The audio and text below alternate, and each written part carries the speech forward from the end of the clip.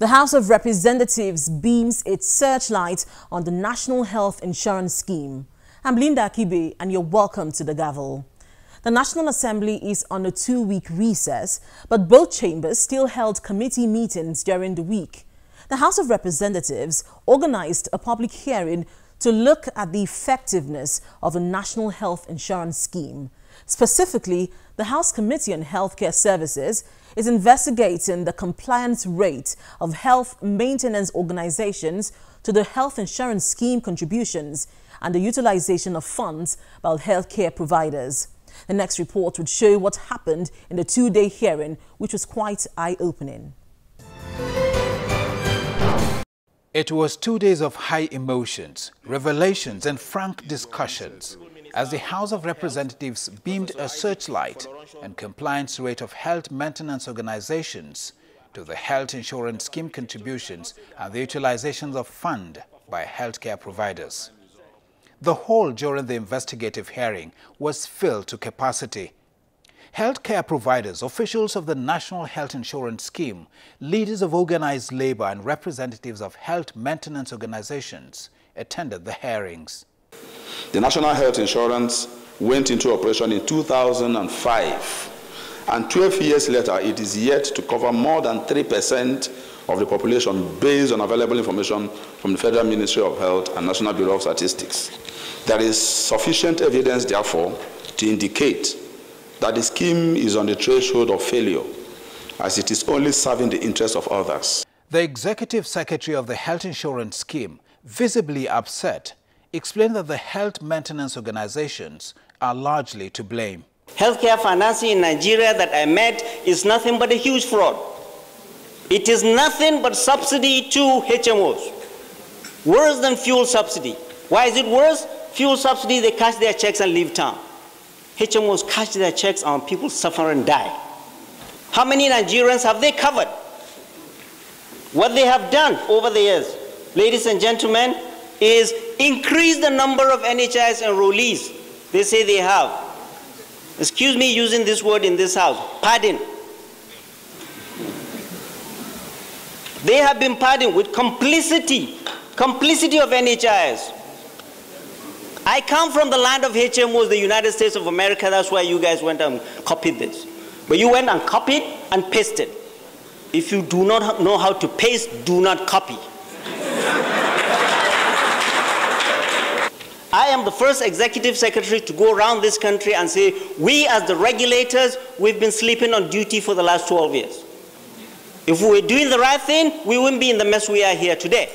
For the spokesman of a group of the health maintenance organizations, the problem is largely that of regulation. The fact remains that out of 59 HMOs, all of them can be bad. Let's face reality. So if there are some that are bad, say it to their face. You don't paint all the HMOs with one brush. It's not done.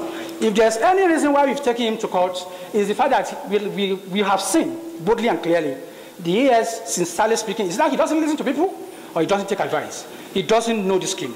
I see this hopefully. Other agencies and groups also put forward their positions.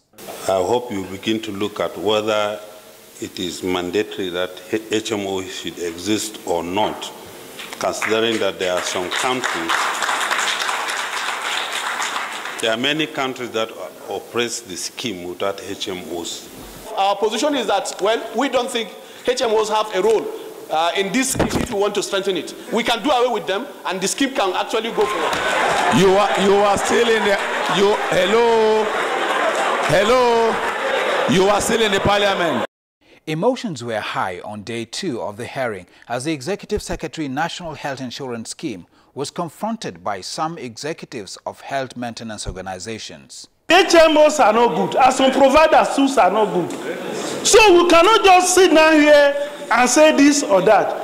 From the beginning, the NHIS has lost their supervisory role. But the providers can no longer. Many are throwing in the toy. And in a very short time, our providers will quit. I don't know how they will run it.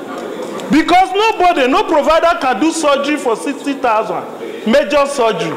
Even if you're operating a rat, it can't work. An enrollee narrated her experience when her child was rushed to the hospital. Immediately, a drip was passed on him. Lab, everything was. The next thing the doctor said, Hajia, please, we know you are a staff of NHIS, but do you want the honest truth? I said, what is it? He said, we can't treat your child because HMO will not pay. The lawmakers also air their own views. Release, are you here? How do HCPs treat you when you go to the hospital? Very shabby, right? They stood here and pontificated as if it's only HMOs or this problem is just with HMOs and NHS. Is that true?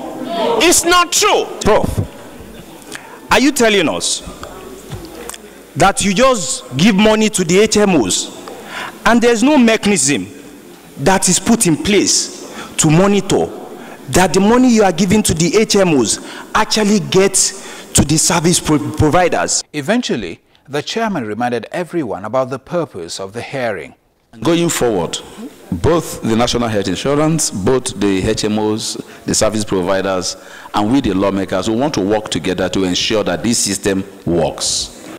With the investigative hearing over, Nigerians will now have to wait for the committee's report and recommendations, which would hopefully transform the health insurance scheme into one that will meet the expectations of Nigerians.